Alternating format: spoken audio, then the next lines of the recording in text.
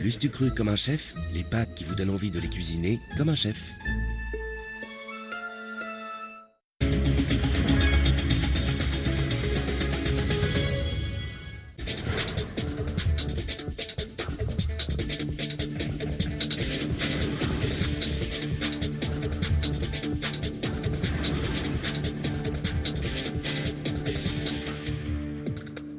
Bonjour à tous et soyez les bienvenus dans votre émission du Multiplex. Ravi de vous retrouver en ce jeudi 28 mai avec une jolie journée de course puisque nous sommes ensemble tout au long de cette journée avec 4 hippodromes que nous allons suivre. 4 hippodromes en activité. Voici donc le programme qui va débuter tout à l'heure avec les trotteurs sur l'hippodrome de Nancy. Le programme se poursuivra à Maison Lafitte pour une réunion qui sera consacrée aux galopeurs. Et puis en deuxième partie de journée, simulcasting entre les hippodromes de Lyon-Paris-Ly et de Lyon-Paris, et de Cholet. Je vous propose, avant de prendre la direction de l'hippodrome de Nancy, que l'on fasse un point sur les pronostics qui concernent le Quintet Plus. Les voici. Voici la sélection des pronos 5, 7, 4, 12, As, 2, 10 et 14. Tout comme les pronos, l'avant-course a décidé de placer en tête de sa sélection le numéro 5 et le numéro 7, suivi pour l'avant-course donc du 3, du 12, du 4, du 14, du 10 et du 9. On fait un point à présent sur les conseils de jeu et on va se pencher ce matin sur celui d'Olivier Pivin qui nous conseille de jouer le 16, Ual Berven, cheval à retrouver dans la 8e à Cholet. Et puis enfin les chevaux du jour. Et pour Julien Marcy, le cheval du jour à suivre, c'est Amitié del Sol.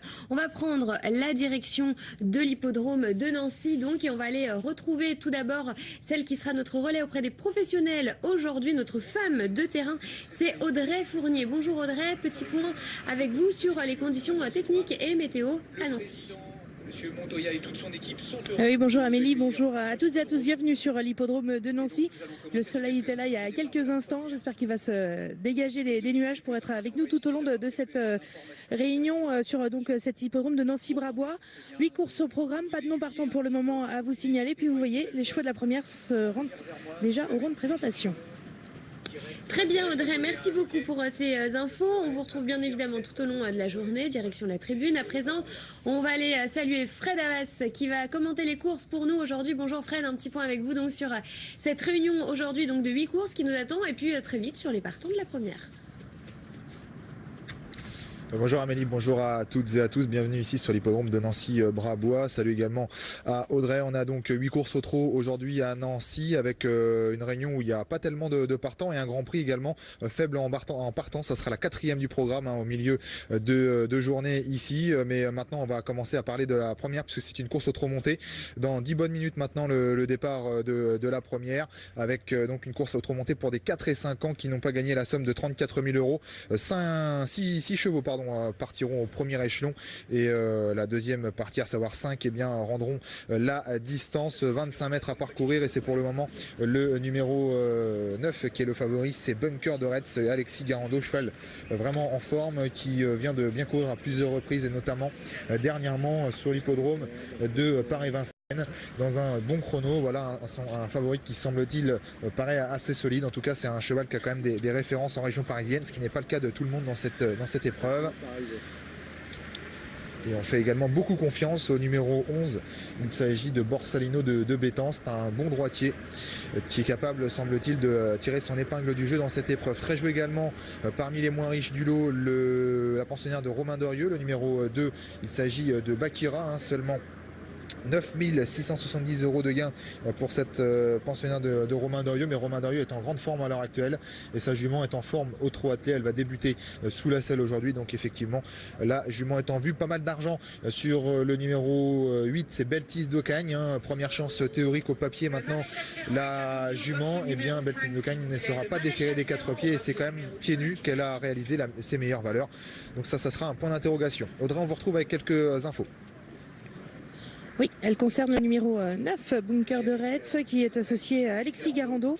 Bunker de Retz qui reste sur des bonnes sorties dernièrement dans la discipline du trot monté. Alexis m'a confié que tout à l'heure ça s'était plutôt bien passé au 8. Il fallait tout de même rester vigilant avec lui dans les tournants. Il a pu donner quelques petits coups de patte dans le dernier tournant. Donc là, il va s'appliquer à vraiment bien le garder au trot d'un bout à l'autre. Mais c'est vrai que c'est un cheval qui a quand même montré un certain brin de qualité, comme on dit. Et le cheval semble en forme aujourd'hui, donc il doit faire partir normalement des chevaux assez en vue. 3,10 €, c'est le favori. Ça semble vraiment logique au papier. C'est un cheval qui vient de trotter 15 effractions sur la petite piste de Vincennes. 15-8 pour être précis, derrière Birgédé et Baroudeur Blond, vraiment un lot qui avançait. Et Bunker de Retz terminait bon 3e. Auparavant, c'était une 2e place au Croisé-la-Roche. Avec Alexis Garando qui donc le connaît bien. Ça, c'est un point positif également. Voilà pour les 2 chevaux qui sont vraiment les plus joués. Et assez nettement, parce qu'ensuite on retrouve le 3e favori à 6,90 €. C'est le numéro 5 Bexley. Bexley, entraînement de Franck Leblanc. Yann Jublot sur son dos, fils de Yonax. Bexley qui vient d'échouer à Laval, mais qui auparavant s'était imposé à Reims, corde à droite, dans un chrono qui tenait la route. Le cheval est prêt. Voilà le Bunker de Retz. Kazakh de l'écurie des Charmes. Préparé depuis 2 mois.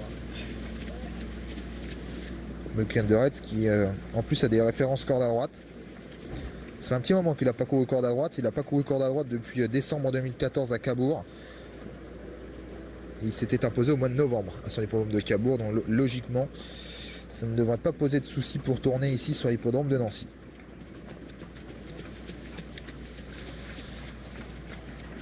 On a le 6 qui va faire son entrée en piste.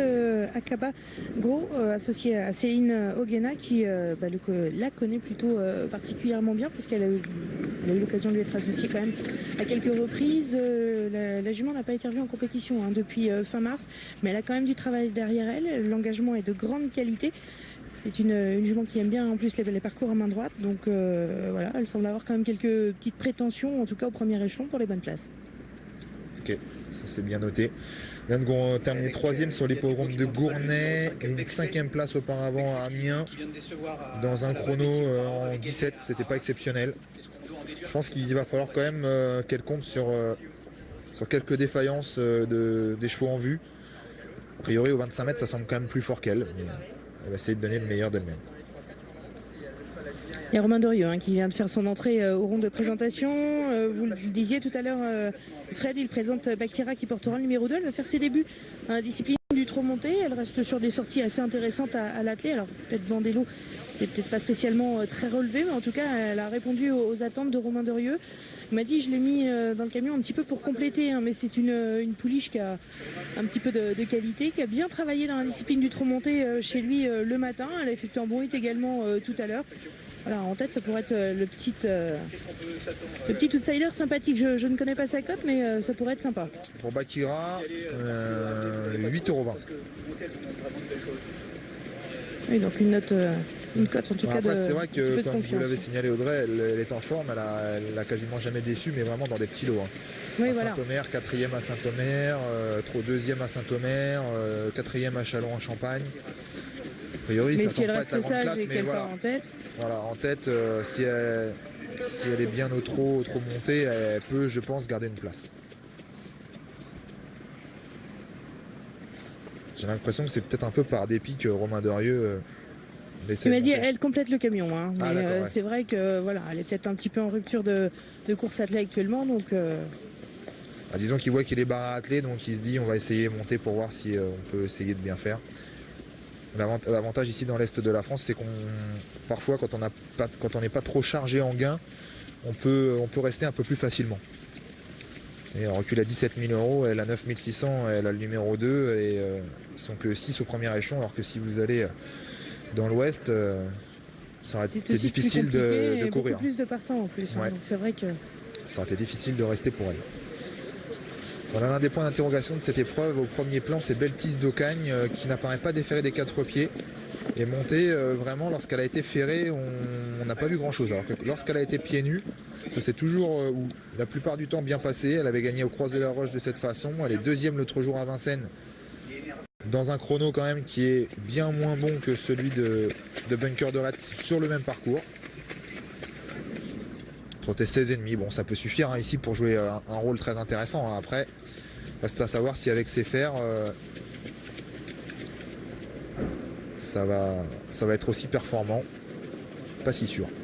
Alors justement, j'ai eu l'occasion d'en discuter avec Martial Gauvin, hein, son entraîneur, qui m'a confié que c'était principalement une question de départ avec lui. Hein. C'est vrai que ces derniers temps, il s'est montré un petit peu compliqué lors des premiers mètres de course. Dernièrement, à Marseille, il y a eu beaucoup de Mistral. Le cheval était un petit peu nerveux. C'est un cheval qui avait un peu de caractère déjà. Et Martial s'était attelé à essayer de le calmer un maximum. Et là, ces derniers temps, il est un petit peu retombé dans ses travers. Donc malheureusement, en partant au galop, il n'a pas pu faire de réel parcours ces derniers temps. Donc il y a quand même pas mal de points d'interrogation. Même si l'engagement est de qualité et qu'il vaut un tel lot, Martial Gauvin nous incite quand même un petit peu à la prudence. Ok. C'est vrai qu'il est 4,30 €, deuxième favori pour l'instant. Vous parliez de Beltis d'Ocagne tout à l'heure, Oui. le numéro 8.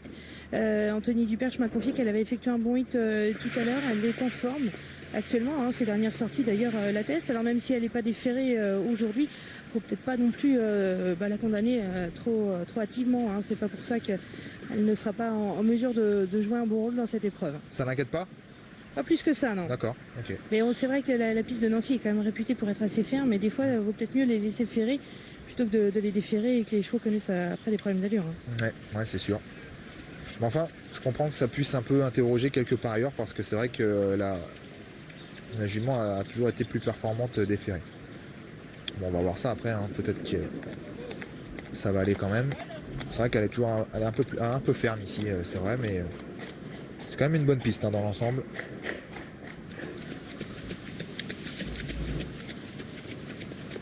Bexley au galop.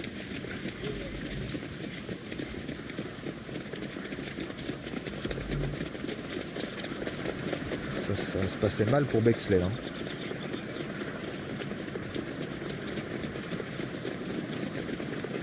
Comme Yann Giblot, ça a l'air assez plaisant. Ouais, ça va bien pour le bunker de Retz. Ça se passait pas trop mal également pour Bitnik Turgot, qui est de retour au trot monté avec Jonathan Carré sur son dos. On a fait quand même un long déplacement avec Arnaud Randon pour venir, 6 heures de route, m'a dit Guillaume Salle. Donc c'est quand même une bonne course aussi pour Bitnik Turgot, qui a montré quelques moyens au trot attelé, en se défendant pas mal à Caen, dans un réclamé à Vincennes ensuite. Il n'a pas couru trop monté depuis un petit moment. Alors comment ça se passe pour Bakira? Plutôt pas mal. Bon, on va pas très très vite, mais la jument a l'air bien d'allure. C'est important quand même lorsque l'on débute dans la discipline. Yann Giblot a un petit peu, il a provoqué un peu Bexley qui tout à l'heure lui a donc répondu par une faute.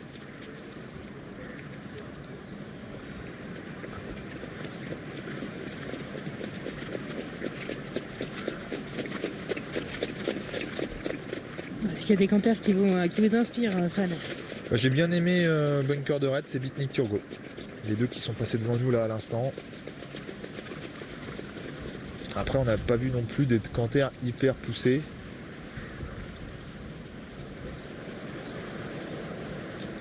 Yann Giblot ne reprend pas de départ visiblement avec Bexley, donc ça ne doit pas l'inquiéter plus que ça.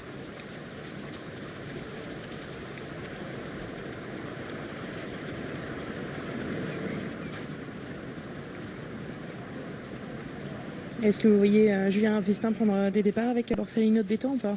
Non, je ne le vois pas prendre de départ.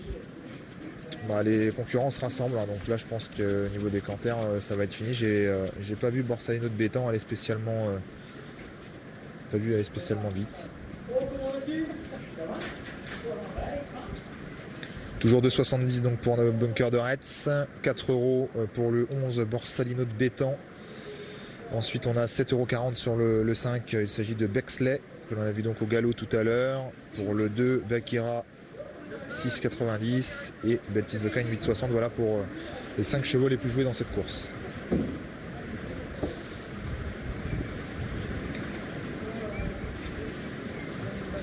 On va pas tarder à s'élancer.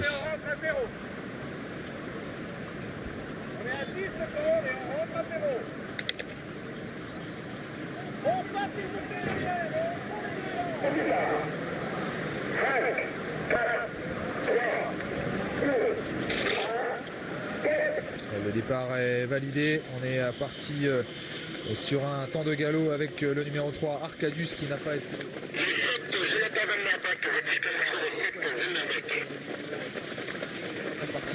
qui s'empare rapidement de la tête et de la corde. Amadeus de Nacre rassuré un petit peu en dehors. Le numéro 1 vient deuxième, alors que le numéro 4 Bakélite Sautreuil figure côté corde. Où sont les chevaux les plus en vue? Eh bien, ça se passe plutôt pas mal pour Bunker de Retz, le numéro 9 en queue de paquet, de même que Bitnik Turbo. Beltis d'Ocagne est parti vraiment assez lentement, de même que Borsalino de Bétan qui ferme pour le moment la marche. On a perdu le 3, il s'agit d'Arcadius, et le 7 Amicrone qui ne feront plus l'arrivée. Amadeus de Nacre qui continue son rapproché, bien en dehors et même en milieu de piste à l'extérieur du numéro 5 Bexley. On a toujours côté corde Bakélite Sautreuil, le numéro 4, avec un peu plus loin Bakira, le numéro 2. On a toujours également côté corde le 6 Akabagro sur un troisième rideau, alors que Bunker de Retz, Kazakh Écurie des Charmes, vient ensuite, faute d'Amadeus de Nacre en tête de course. Le numéro 1 Amadeus de Nacre avec Philippe Machcal. Le choix n'a pas été remis et je crois que les commissaires viennent de l'appeler. Le numéro 1 va être disqualifié, Amadeus de Nacre, alors qu'il était en bonne position. Ça va toujours bien devant pour Bexley, le numéro 5. Côté corde vient Bakélite Sautreuil. Bon parcours pour elle. On a également Bakira qui fait partie des mieux placés, avec également le numéro 10 Bitnik Turbo qui est un petit peu en dehors, avec à son intérieur le numéro 9 Bunker de Retz. C'est toujours sur un troisième rideau côté corde le 6 Akabagro. Viennent ensuite le 8, il s'agit de Beltis d'Ocagne qui ferme la marche, et Borsalino de Bétan, le numéro 11, qui a un petit peu de mal maintenant à coller. Il se retrouve un petit peu à 3-4 longueurs de l'avant-dernier. Encore un tour à parcourir. Toujours sous l'impulsion du numéro 5 Bex, et en dehors continue de se rapprocher le numéro 10 Bitnik Turbo, avec également Bakira qui a cafouillé un petit peu dans ses allures, le numéro 2 Bakira qui a perdu quelques longueurs. Côté corde, on a toujours le 4 Bakélite Sautreuil, alors que Bunker de Retz entame maintenant son rapproché, alors que l'on vient de passer le poteau du dernier kilomètre. Dernier kilomètre maintenant avec Bexley attaqué très fortement maintenant par Bunker de Retz, numéro 9 qui attaque et qui va donner une nouvelle impulsion à l'épreuve. On a également pris son sillage avec le numéro 6 Akabagro. On a beaucoup de mal à suivre le rythme maintenant avec le numéro 10 Bitnik Turbo qui plafonne complètement, de même que Bakira qui n'arrive pas à se relancer, alors qu'on tente de se maintenir en bonne place avec le 4 Bakélite Sautreuil, avec le 6 Akabagro et Beltis d'Ocagne également qui est un petit peu empoigné par Anthony Duperche. Bunker de Retz qui a vraiment très fortement accéléré et qui va pénétrer en tête dans le tournant final. Attention également en deuxième position à Bexley, le numéro 5 qui est toujours deuxième devant Bakélite Sautreuil, avec également Akabagro qui est troisième. Beltis d'Ocagne vient ensuite avec Borsalino de Bétan qui est encore en retrait. Bientôt l'entrée de la ligne droite avec toujours Bunker de Retz qui a l'avantage. Et Bexley revient à son extérieur, le numéro 5. Peut-être un duel dans cette ligne droite de ses premiers rendez-vous, avec également Akabagro toujours troisième devant Bakélite Sautreuil, et Beltis d'Ocagne qui tente de se relancer.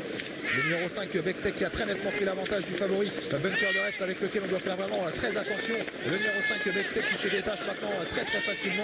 Plusieurs longueurs d'avance pour le numéro 5 Bexley qui va s'imposer dans ce premier rendez-vous. La deuxième place pour Bunker de Retz, numéro 9. La troisième pour le numéro 6 Akabagro. La quatrième pour le 11 Borsalino de Bétan qui a bien conclu, venu d'assez loin.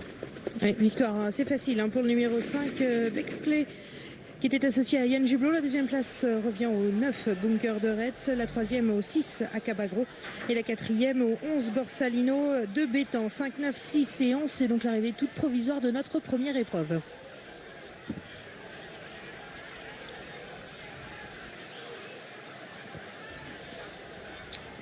Voyante victoire donc de Bexley qui a très nettement pris l'avantage sur Bunker de Retz, qui a eu le mérite de lancer la course en face. Après, j'ai l'impression que Rexy Garando a eu énormément de mal à prendre le dernier virage. Le cheval était vraiment au bord de la rupture et Bunker de Retz s'est bien relancé ensuite, mais Bexley avait pu faire le trou à ce moment-là.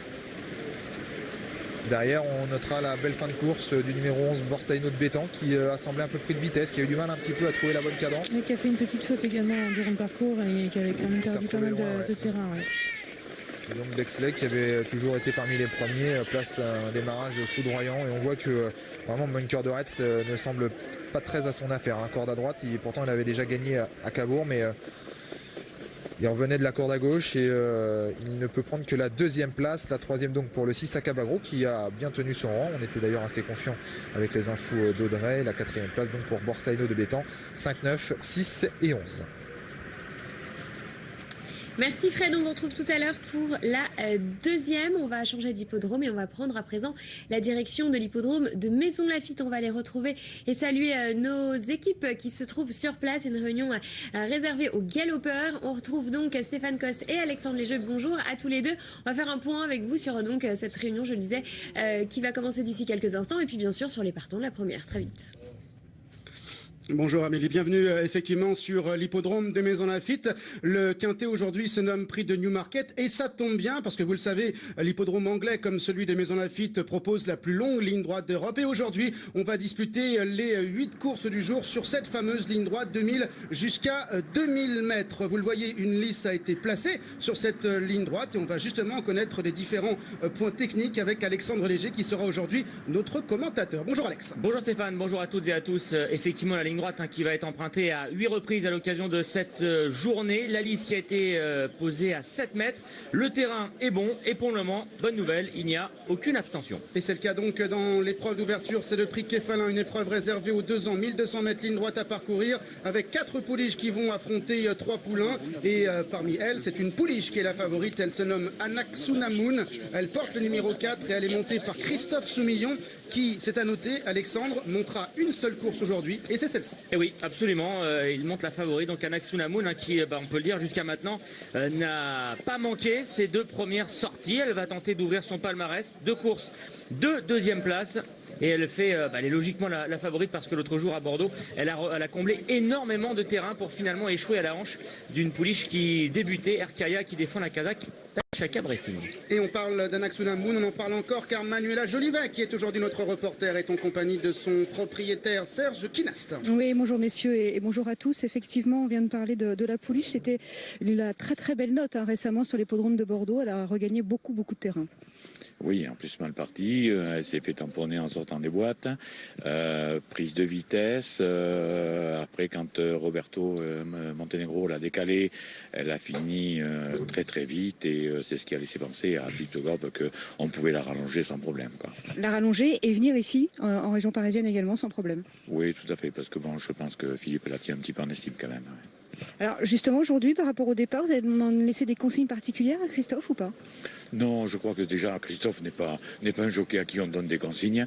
Il a eu Philippe donc bien sûr quand même au téléphone, mais non, il n'y a pas de consigne, il part à sa main et puis voilà, s'il peut la cacher, il la cache et puis voilà, mais enfin il va pas gêner la pouliche, il va la laisser galoper, quoi. Merci beaucoup, bonne course et plein de bonnes choses pour la suite également, merci. Monsieur Kinast, un propriétaire de Griraz et de Thomas Raz qui auront fait briller ses couleurs. On connaissait avec les chevaux d'âge, maintenant avec les 2 ans, et je conversais avec lui en antenne tout à l'heure. Il me disait qu'il s'était lancé dans l'élevage également. Donc, vous voyez, un propriétaire qui s'investit de plus en plus et une première maintenant au niveau de l'élevage également. Alors on vient d'apprendre qu'il y avait une enquête dans la première sur l'hippodrome de Nancy, enquête qui porte sur le numéro 9, arrivé 2e. On vous tient au courant bien évidemment dès qu'on a un peu plus d'infos sur cette enquête. 5, 9, 6, 11 et 4, l'arrivée provisoire donc sur l'hippodrome nancéen. Alex, vous étiez d'ailleurs en présent sur l'hippodrome de Bordeaux l'autre jour et vous me disiez avant l'ouverture d'antenne qu'elle vous avait beaucoup plu. Ouais, elle a fait très grosse impression. C'est vrai qu'elle a connu bien des malheurs durant le parcours, mais lorsqu'elle a pu trouver l'ouverture dans la phase finale, elle a fondu littéralement sur ses adversaires et elle n'a pas eu le temps de remonter totalement. La lauréate Erkaya, mais qui est certainement une pouliche estimée, pensionnaire de Jean-Claude Rouget, qui défend, comme je vous le disais, la Kazakh d'Achaka Racing. En plus de cela, Anaxunamun connaît déjà la ligne droite de Maisons-Laffitte puisque c'est là qu'elle avait débuté par une 2e place en étant battue par Marasquin, qui est un bon poulain de Yann Gouraud, qui a confirmé depuis en étant 2e au niveau course B. Alors le rival principal de Wootton's Walk est une rivale de Wootton's Walk, d'Anaxunamun, pardon, c'est Wootton's Walk. On va justement regarder sa course de référence, c'était dans le prix des Closeaux sur l'hippodrome de Chantilly.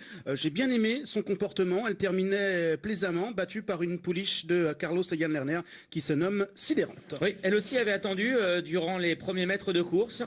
Voilà la situer et elle va bien finir effectivement, mais ne pourra pas repousser l'attaque de Sidérante qui va gagner avec pas mal d'autorité. On retrouve également Salerno qui était présent dans cette épreuve.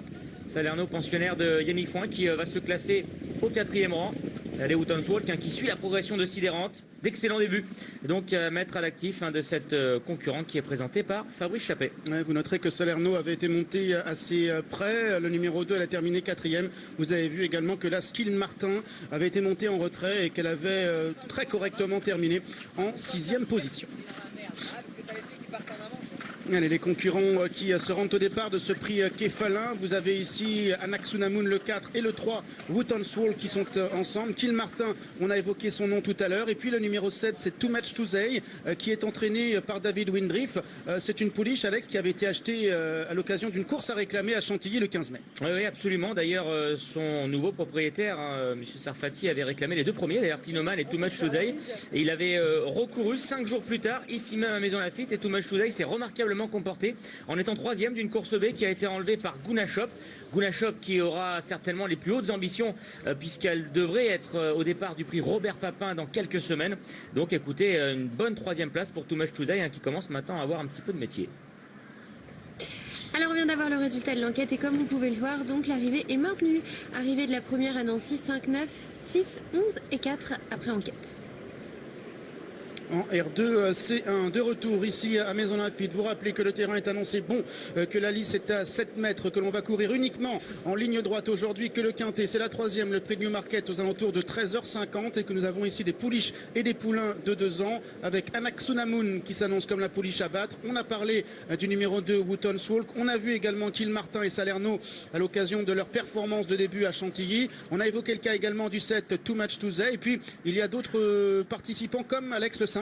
Il s'agit de Sweet You qui est monté par Christian Demuro et qui fait aujourd'hui ses débuts en compétition. Oui, il s'agira d'ailleurs du seul débutant au départ de cette course. On s'apercevra qu'il est, vous voyez, abandonné parce que c'est l'une des plus grosses cotes de cette épreuve. Un fils du poulidor de l'Arc de Triomphe, j'ai nommé Yumzain, qui va faire ses débuts. Il partira de la stade numéro 1. Donc ça c'est un atout parce que lorsque vous débutez, évidemment, face à des chevaux expérimentés, le départ peut être un souci et là il va être bien appuyé le long de la liste. Ça peut lui servir, même si évidemment on peut penser que d'autres concurrents vont partir plus vite que lui.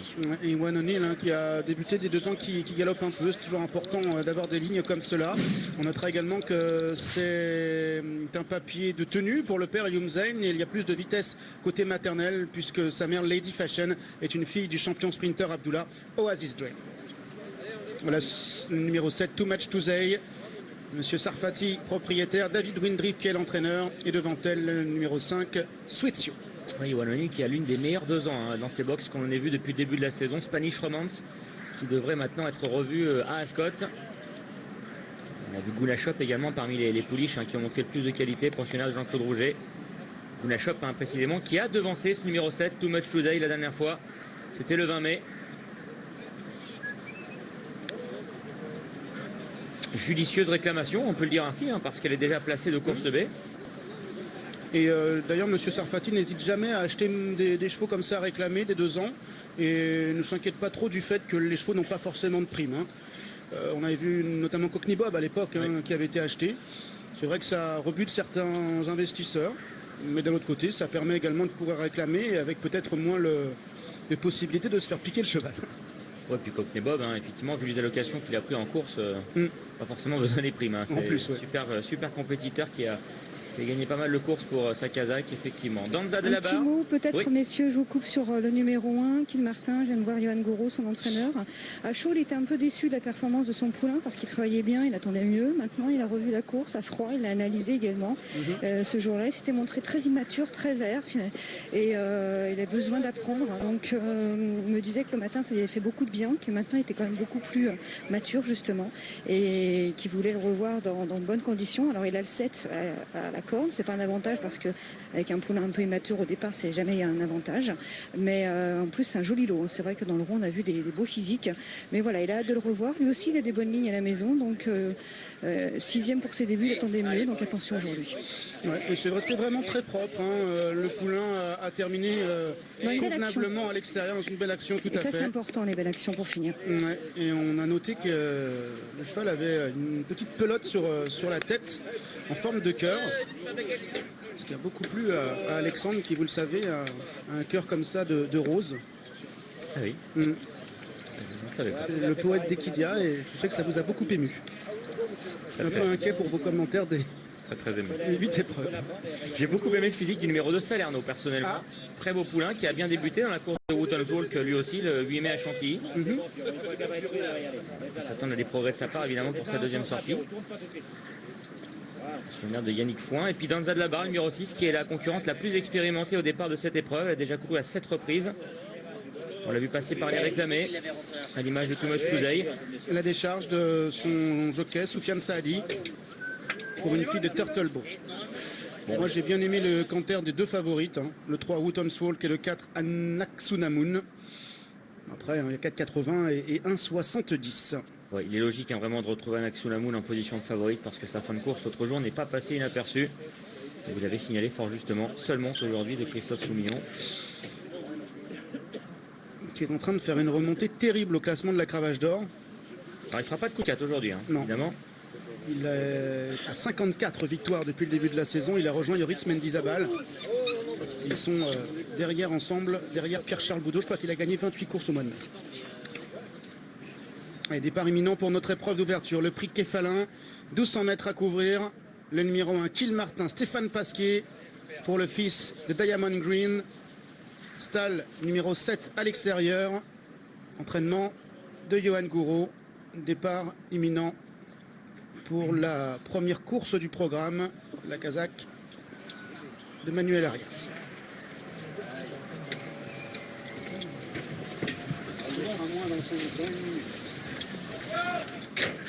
C'est parti pour la première épreuve, c'est le prix Kefalin, une épreuve réservée aux 2 ans sur la ligne droite, 1200 mètres à parcourir avec un bon départ d'ensemble, bien parti notamment l'une des favorites, le numéro 3 Wootton's Walk qui se porte tout de suite aux commandes de l'épreuve. À son extérieur se trouve le numéro 1 Kill Martin. Salerno, le numéro 2, lui est placé le long de la lisse dans le sillage de l'animatrice. La favorite Anaxunamun, le numéro 4 Kazakh Rouge est pour l'instant dans le sillage des premières, aux côtés du seul débutant de l'épreuve, le numéro 5 Sweet Sioux.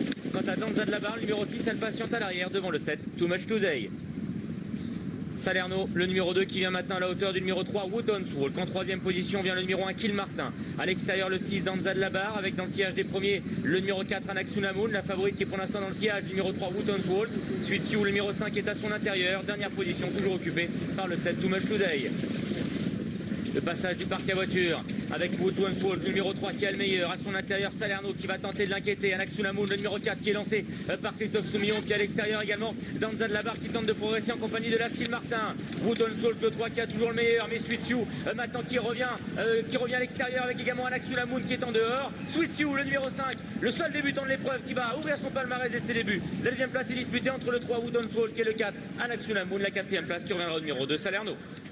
Et c'est un débutant qui remporte cette épreuve d'ouverture. Le numéro 5, Sweet Sioux, l'entraînement d'Iohan O'Neill et la montre de Christian Demiro pour ce fils de Youm Zayn qui s'impose dès cette épreuve d'ouverture. On affichera peut-être une photo entre le numéro 3, Wootton's Walk, et le numéro 4, Anaxunamun. Les cotes qui s'affichent en bas de votre écran. 4e place pour le numéro 2, Salerno. 28, 4,80 et 1,40 € pour les 3 premiers. Ce n'est jamais évident de débuter contre des chevaux qui ont déjà couru et qui ont en plus montré de la qualité. Eh bien, Sweet Sioux doit en avoir beaucoup pour réussir à s'imposer aujourd'hui, Alex. Ah oui, parce qu'il gagne en plus très facilement. On l'a vu pointer les oreilles au passage du poteau. Et regardez où il est placé en plus. Il fait un truc vraiment aujourd'hui, Sweet Sioux. Hein. Oui, parce qu'il veut sortir, mais Christophe Soumillon n'a pas envie qu'il sorte. Et bah ouais, mais dans ces cas-là, c'est le cheval qui a le plus de gaz qui arrive à passer, et ça a été son cas. Voilà, et il va pouvoir passer entre Wootton's Walk et à son extérieur, donc la Kazakh de Monsieur Kinast et Anaxunamun, et réussir à remporter notre épreuve d'ouverture. Sweet Sioux, nouveau succès de 2 ans pour Egan O'Neill cette année. Nouveau succès également pour le jockey italien Christian Demiro. Tout à l'heure pour la 2e, ce sera le prix Le Sancy pour les 3 ans. Merci Stéphane. Victoire donc du 5 qui s'impose dans ce premier rendez-vous sur l'hippodrome de Maisons-Lafitte. Et comme vous pouvez le voir, photo donc pour la 2e place entre le 3 et le 4 suivi du 2. Vous savez ce qu'on va faire? On va marquer une courte pause dans le multiplex. On va revenir d'ici quelques instants et j'espère qu'après la pub, nous aurons l'arrivée définitive. À tout de suite.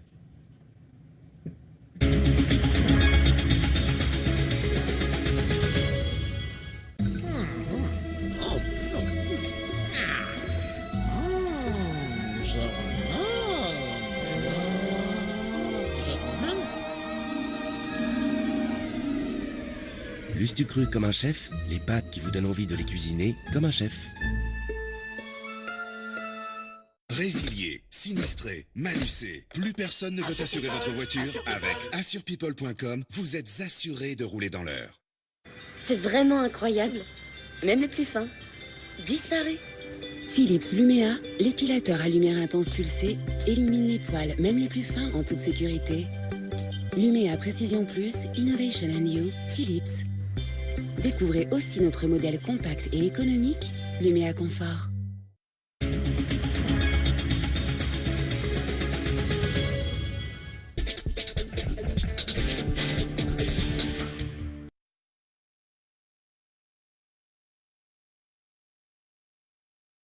On va poursuivre, voilà, on a eu un petit noir, on est de retour sur le plateau donc du multiplex. Regardez, ça c'est donc l'arrivée après photo à Maison Lafitte, 5, 3, 4, 2 et 7. Et on va tout de suite repartir du côté de Nancy. On s'est quitté tout à l'heure avec une enquête. On va écouter le résultat de cette enquête avec vous, Fred. Effectivement Amélie, le numéro 9 arrivé deuxième, Bunker de Retz, qui était d'ailleurs le favori de cette épreuve. Il y avait enquête sur ses allures et le résultat a donc été maintenu. Voici les images sur lesquelles les commissaires se sont appuyés pour prendre leur décision. Avec la vue d'intérieur, il est deuxième, Bunker de Retz. Ici. Et le cheval donc n'a pas commis plus de 5 foulées dans des allures irrégulières dans les 200 derniers mètres de course. Et donc les commissaires ont choisi de le maintenir dans son classement. L'arrivée donc définitive est 5, 9, 6 et 11. Pas de changement à l'arrivée de cette première épreuve. On passe donc maintenant à la deuxième avec une course assez intéressante. Peut-être l'une des plus intéressantes du programme aujourd'hui à Nancy, avec des chevaux âgés de 4 ans qui n'ont pas gagné 32 000 €. Le recul est au-delà de 16 000 €. On a fait le plein, 16 partants dans cette course. Et on a quelques chevaux vraiment intéressants, notamment aux 25 mètres. Un lot de bonne qualité, je trouve. Avec donc parmi les moins riches des grosses cotes. Ça paraît assez logique parce que des 4 ans qui n'ont pas gagné 12-13 000 €, c'est évidemment face à des chevaux qui ont presque la pointure parisienne, c'est compliqué. Mais ça commence à devenir vraiment intéressant à partir des chevaux des 25 mètres, à commencer par Bora Bora Giel, qui n'a pas les gains en rapport avec sa qualité, le numéro 9. Elle est capable de mettre tout le monde d'accord, mais attention, elle reste très très compliquée. Elle fait écurie d'ailleurs avec le 10, Braco Giel, qui a également un petit peu de qualité.